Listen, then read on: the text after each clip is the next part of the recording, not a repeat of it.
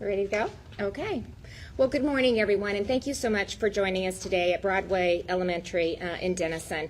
And I want to thank Superintendent Veronica and Brent Larson for hosting us today. We really appreciate your help in putting this together.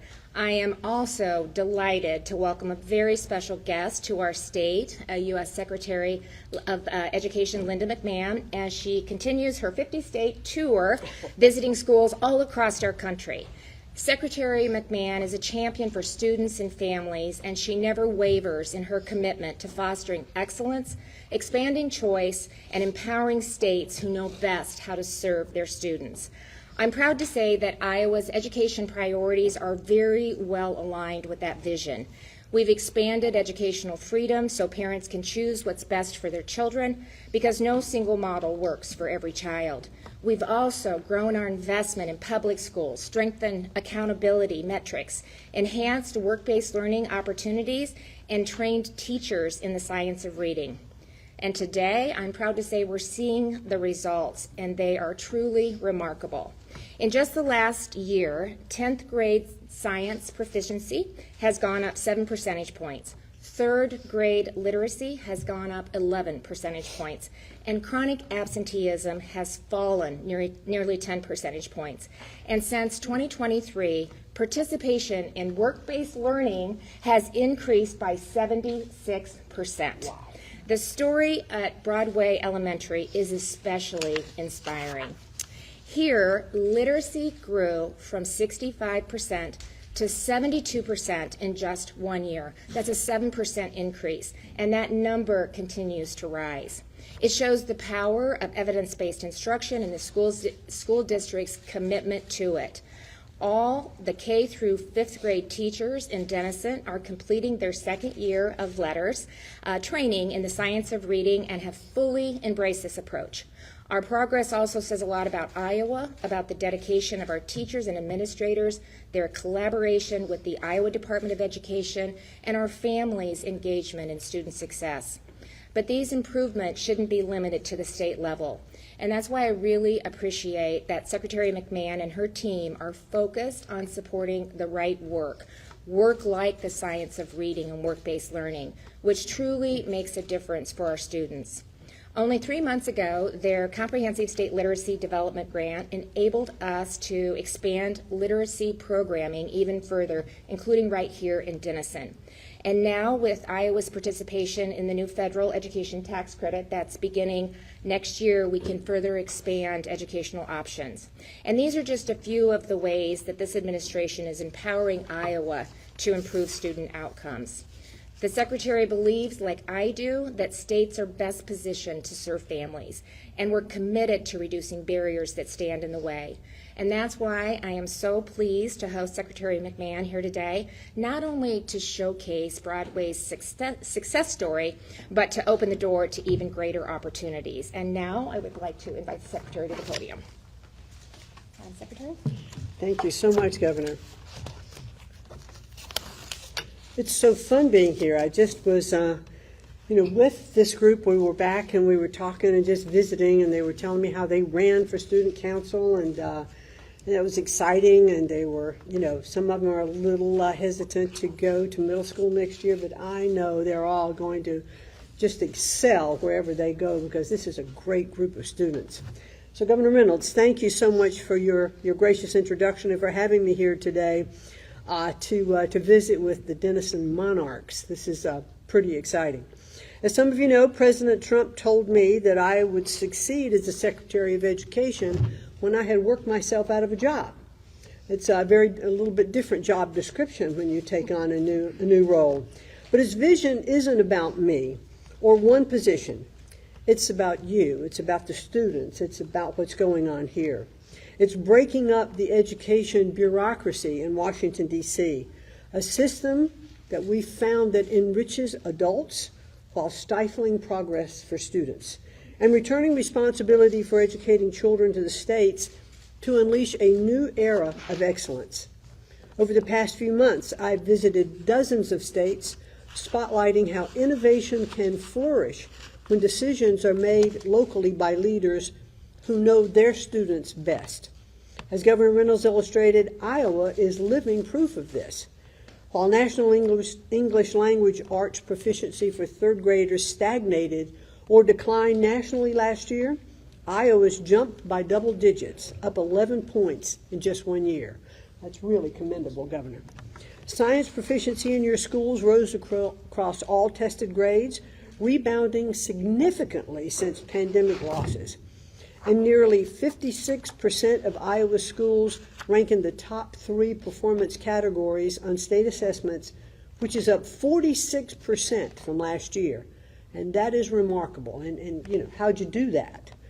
And it's pretty simple. If you really boil it down, leaders like Governor Reynolds and Director Snow identify the needs of their state and put proven solutions into action, such as personalized reading plans and evidence-based literacy instruction, along with the science of reading. And I've been witnessing that firsthand this morning in several different classrooms. You didn't just envision change, you didn't just talk about it, you did it.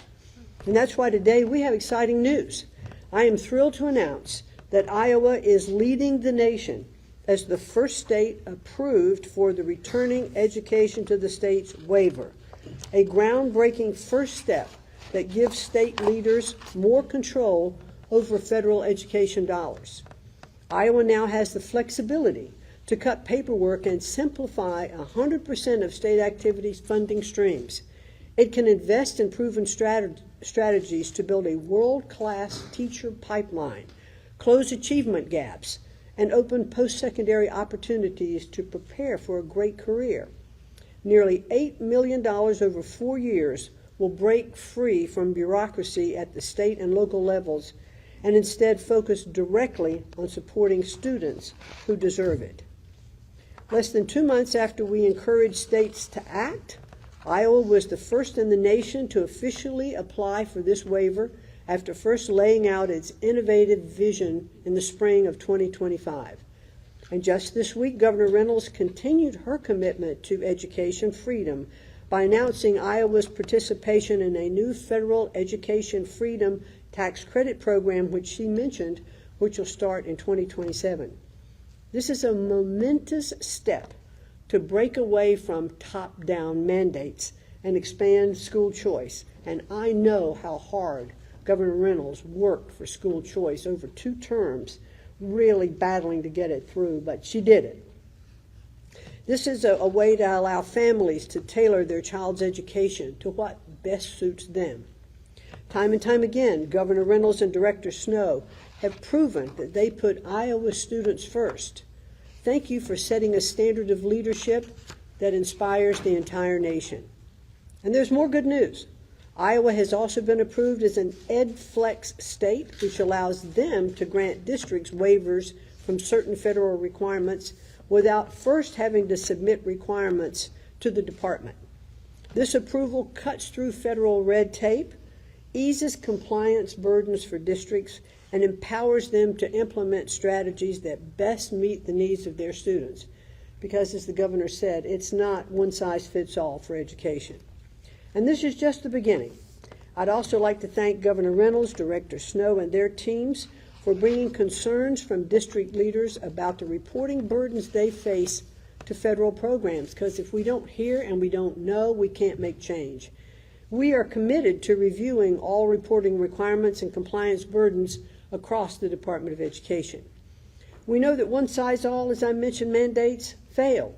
States should lead, and Washington should support their sound approaches and get out of the way. That's why the Trump administration is granting Iowa this flexibility, and we hope that as we partner with congressional leaders to return education to the states, we can work with them to expand these opportunities for states and local leaders to run their education systems. From building the first electronic digital computer to revolutionizing agriculture with hybrid corn, Iowa students have a proud legacy for problem solving. And now we need to carry that tradition forward. When solutions are designed for students, the Trump administration stands ready to help to ensure their success. With greater freedom and flexibility to develop effective educational practices for students, Schools become places where potential roars to life. And what I saw here was kids having fun, enjoying being in the classroom, interacting with each other. Teachers, being probative with their questions that are causing them to think. And I was watching one teacher in a classroom. She asked a question. Students started answering. This was a small table of kind of one-on-one instruction. And she didn't let the students answer right away. She says, no. Talk to your neighbor. Discuss this. Tell me what each of you are thinking. And then she came back to get their response. I think there was like this guy Socrates that did a lot of stuff like that. So it was kind of fun really watching that in the classroom.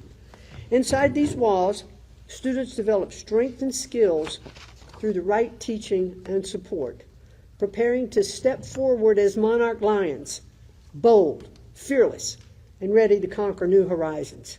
It's my honor to turn the floor back to your outstanding governor, my friend, who will share more about this exciting waiver. And thank you again, Governor, for having me here today, and I appreciate being welcomed to the Hawkeye State.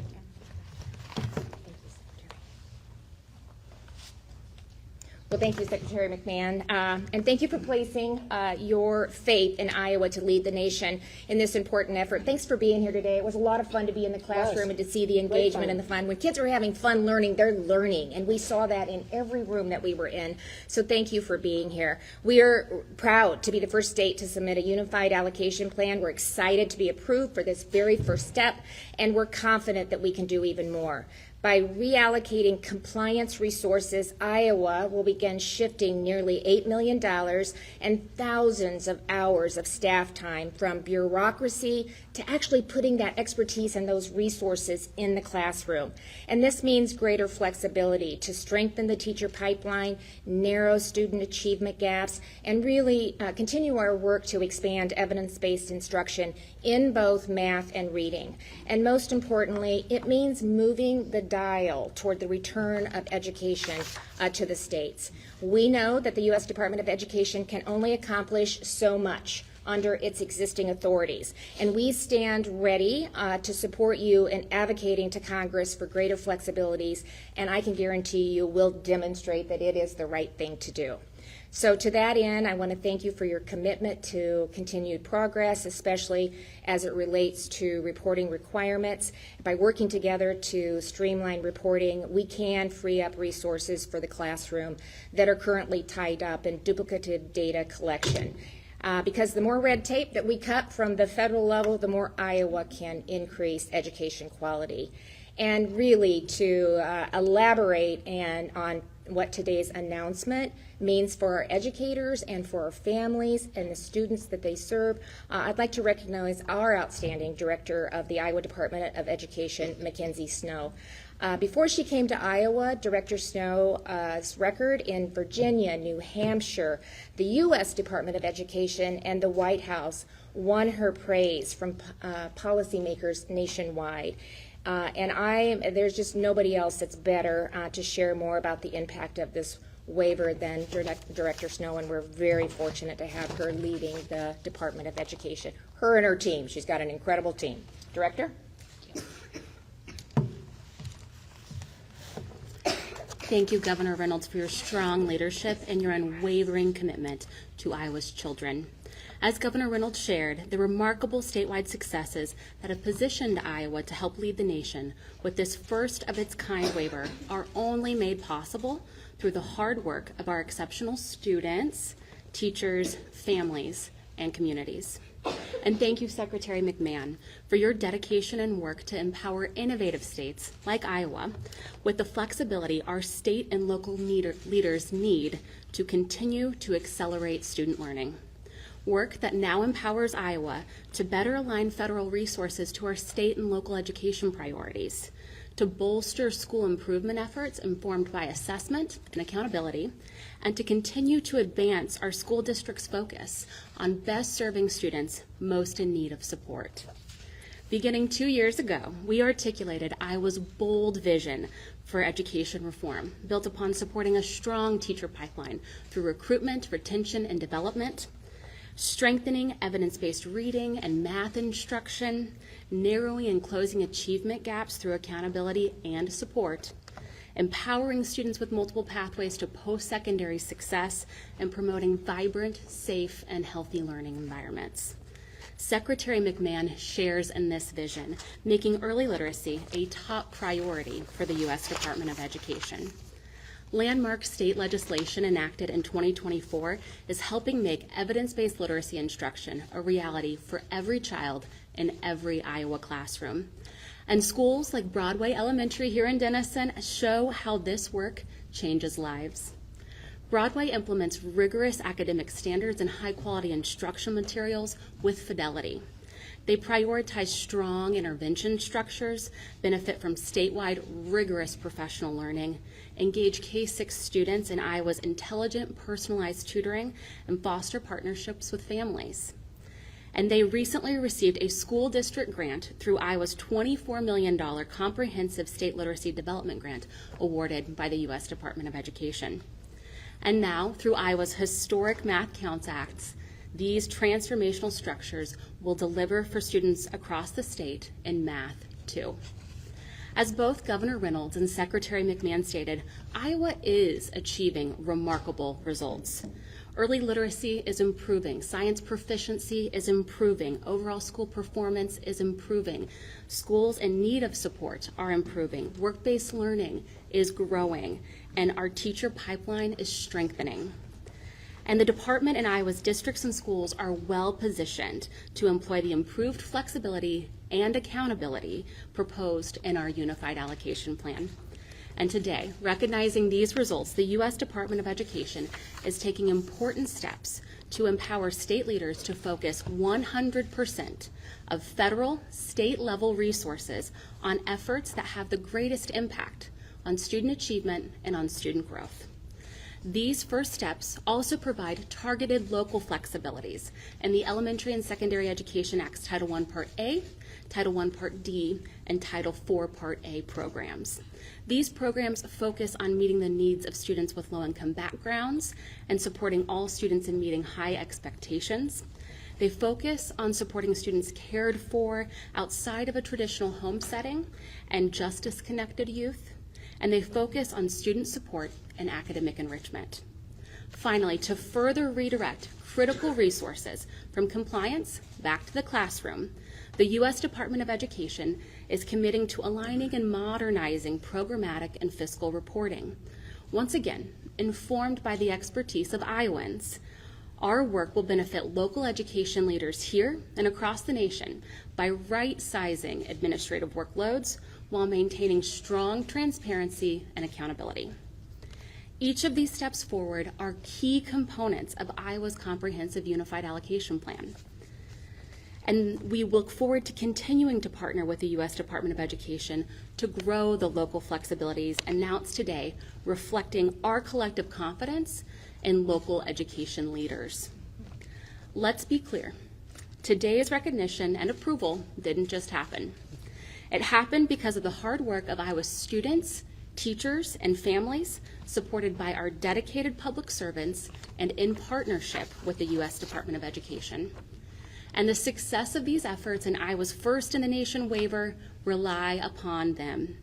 Shaped by robust stakeholder feedback and ongoing consultation, Iowa's Unified Allocation Plan reflects deliberate, multi-year efforts aligning systems and redirecting capacity to ensuring high expectations for every child, providing all students what they need to realize their bright futures. Capacity to advance evidence-based instruction and career-connected learning, capacity to support teachers in doing their best work, and finally, capacity to strengthen accountability for what matters most, accelerating learning. Today, we begin aligning federal programs to what's working here in Iowa, expanding local flexibility for how districts can maximize federal funds to best support students most in need, and streamlining federal reporting and compliance processes. It's an honor to help represent this important work, and we are proud to be the first state in the nation to help forge this path forward, concentrated on the success of all learners. But Iowa should not be the last. Alongside the U.S. Department of Education, we look forward to working with our colleagues across the nation in refocusing federal resources on their intended purpose, improving student outcomes. Thank you, Governor.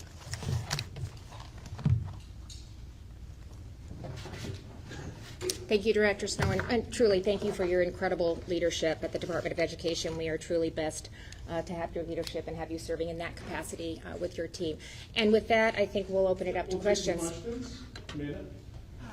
For any of you, I'm just wondering if you could walk us through a little bit more this money beforehand. What were some of the barriers you were brushing up against? Where was that money being directed? And then tangibly, does the state decide now which districts get to use this money and how they use it? Do you have full flexibility, or are there targeted areas you have to use this money? I'm going to let Director Snow answer that question. She alluded to a lot of it in her remarks, but we can answer that specific question. Happy to. So there are three main components that we're excited to share today. The first is the state level block grant for 100% of state activities dollars. So for example, you've heard a lot about evidence-based professional learning, and you've seen that here in action at Denison today. Iowa has used 8 different funding sources, 6 of which are federal funding sources, to provide this intensive evidence-based professional learning statewide. Through this state-level block grant, we'll be able to continue to support that statewide professional learning through a single funding source. We've also seen Iowa's proportion of students who are English learners increase 40% in the last decade, and we are focused on ensuring that all teachers are prepared to support their needs through differentiation and differentiated instruction. Through this state-level block grant, we are also able to offer new professional learning to empower all teachers statewide to best serve students who are English learners that we look forward to rolling out in the coming months. The second main component is around targeted local flexibilities, and those are observed in 3 main programs: Title I Part A, Title I Part D, and Title IV Part A. An example of that is Title I Part A carryover funds, for example. You know that across our state, about 66% of districts serve fewer than 1,000 students. And our smallest Title I allocation, which is the largest federal funding source in ESEA, is about $21,000. So the carryover allows districts, especially rural districts, to be able to purposefully plan to make significant investments in things like high quality instructional materials, high dose tutoring, both of which you've seen here in Denison today. And then the final component is around streamlining and modernizing our fiscal and programmatic reporting and compliance work. And that is critical to ensure that we continue to focus our resources on the classroom and that we right-size compliance while maintaining high levels of transparency and accountability. That is the main driver of the identified about $29 million in excess compliance investment that Iowa has estimated across our state agency and across districts in our state. Lorena Lopez with La Prensa Hispanic newspaper and Denison Free Press. I have a specific question for you, Secretary McMahon. What made you choose Denison, Iowa, to come? Actually, I wanted to come to Iowa, and I reached out, to the governor's office, and she, in collaboration with Director Snow, decided what school would be most exemplary for me to come and to see all the different levels and the achievements that are happening here. And so I gladly came at her direction, and because I'm a bureaucrat from Washington. I don't know the local schools, the local teachers, the local programs, and that's the whole point of it, because it is at the local level that the governors, the directors, the teachers, the parents in the communities really are the ones who should be in control of their children's education. And so to come today and be here is just a wonderful thing. I wanted to get back to, just one sec, to a question that you asked. Let me just give you a little bit of example about what this means to how much money is actually going to be able to go difference than complying with federal regulations. So the total amount of the grant the block grant that's coming in, is about $9.5 million. If we were operating under the old rules, it would take, according to the figures that were done in the state, about $8 million to comply with the regulations of this $9.5 million grant. So in essence, you'd get about $1.5 million to go to the schools. With this new waiver, that $8 million will go to the schools. And that's a big number to consider. So nationally, what are these grants going to look like? With Iowa being the first, will Iowa be used as kind of a template for moving forward? Well, speaking as a governor, yes, it will be. And we're proud to be able to demonstrate how this can be done. We're really honored to play that role. And that's what we do. We look at what other states have done. We look at what they've submitted. We look at what we need in our state and how we can adjust to meet the needs of each individual state, because every school district, every state is, to your point, Secretary, is different. Yes. And this will allow them to tailor it to what their needs are in the state. Do you have something to add to that? Yeah, and if you haven't noticed, governors are competitive, and but really In a good way. in a very good way, because if we look at what innovations have happened in different states as we look to the science of reading, and which is adopted here in the state of Iowa as well, and seen those results. But that was really begun in other states and showing success. So other governors will take some of that program, improve it when they get it to their state, work on it in a different way. Directors like, there she I just switched Director, trying to mess me up here. Like Director Snow will take it and look at it and say, okay, how do we do this? How do we bring our teachers in? How do we, retain them? How do we provide the right kind of training for them so that they can go forward, and teach, these new programs? And so that's innovation at the state level that does not come from Washington, D.C., and I applaud our governors and our directors working with, the local school districts, the teachers, and parents to understand what their needs are and to get the bureaucracy of Washington out of the way so that the money goes to the students and we'll see the improvements like we've seen here. Yeah, so the Iowa Department of Education released a report earlier this week that showed only 1% of teaching positions in the state are unfilled, which is below the national average.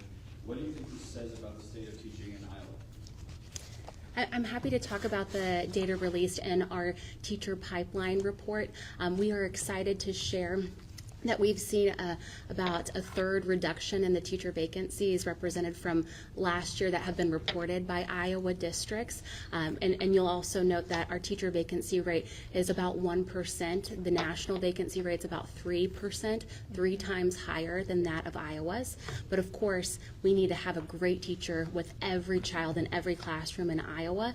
And we continue to identify special education teaching positions as the greatest vacancy area, endorsement area in our state, consistent with national trends. And Governor Reynolds has deployed a number of innovative solutions like the teacher and para-registered apprenticeship program to support specific endorsement areas and to support specific geographies as we continue to reinforce our teacher pipeline. And with that program, the teacher para and registered apprenticeship program, we actually have about 600 students that are in the pipeline that will become teachers. And part of that program, they teach in Iowa for 5 years. So we really, in addition to all the other things that Director Snow talked about, we're really on a good, I think, pathway to really meet the need and to get excellence in every single classroom, and especially in specific areas. Yeah, reporting here in Western Iowa, you both are champions of school choice. What I hear a lot, though, from rural districts is the concern that public schools will be left behind.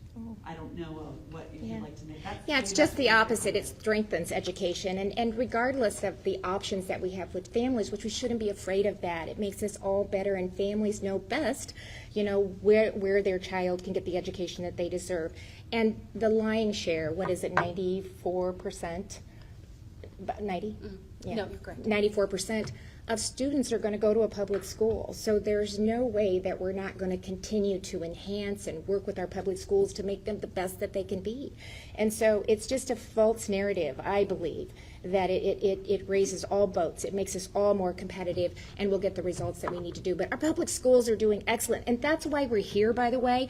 I couldn't pick a better proof of concept with the initiatives that Dr. Snow and the legislature has put in place, with what Secretary Mann is making available today with the waiver, to really take what we've done and the good work that you guys have done here and continue to build on that. So it kind of is a proof of concept of what's possible when you really align all of the metrics, make accountability a part of it, align it to our state priorities, and then, not spend so much time on compliance and paperwork, and take that time and those resources and that expertise that these educators have and get them in front of our kids. And we're going to continue to see phenomenal results. This is just the beginning.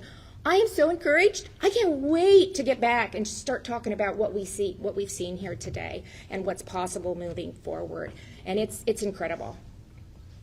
Okay, thank you all for coming. Appreciate your time. May I ask the last question, one more question to Governor, please? Governor, what you saw today in Broadway Elementary School, that the school is going to benefit from that? The science of reading, the number of educators that have been trained in the science of reading, work-based learning, STEM best, the kids, can I let the secretary, I see it every day, she kind of hit on it. Do you want to talk about what you said a little bit earlier, but what you saw today?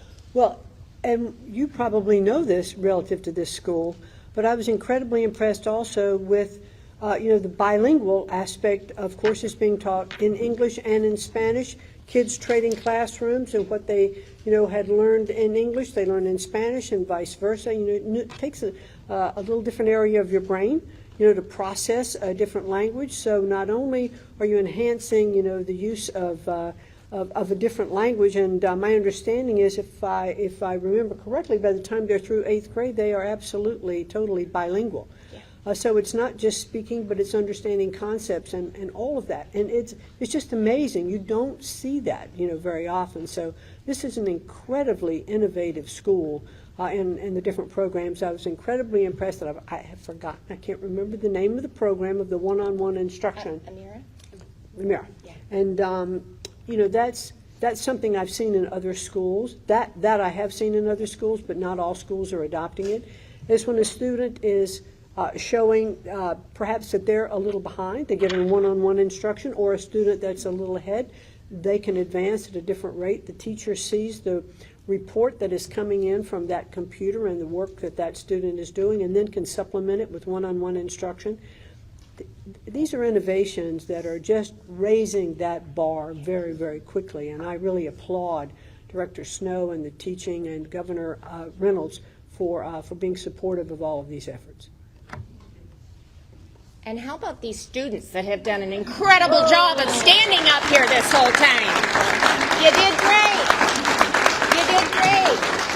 Thank you. Standing a little longer because we want to take a photo. Oh, okay. Yeah.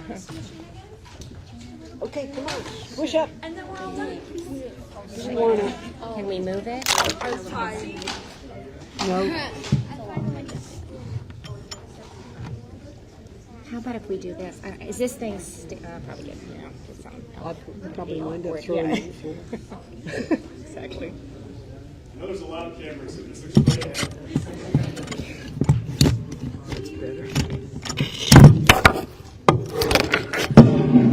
There we go. Teamwork.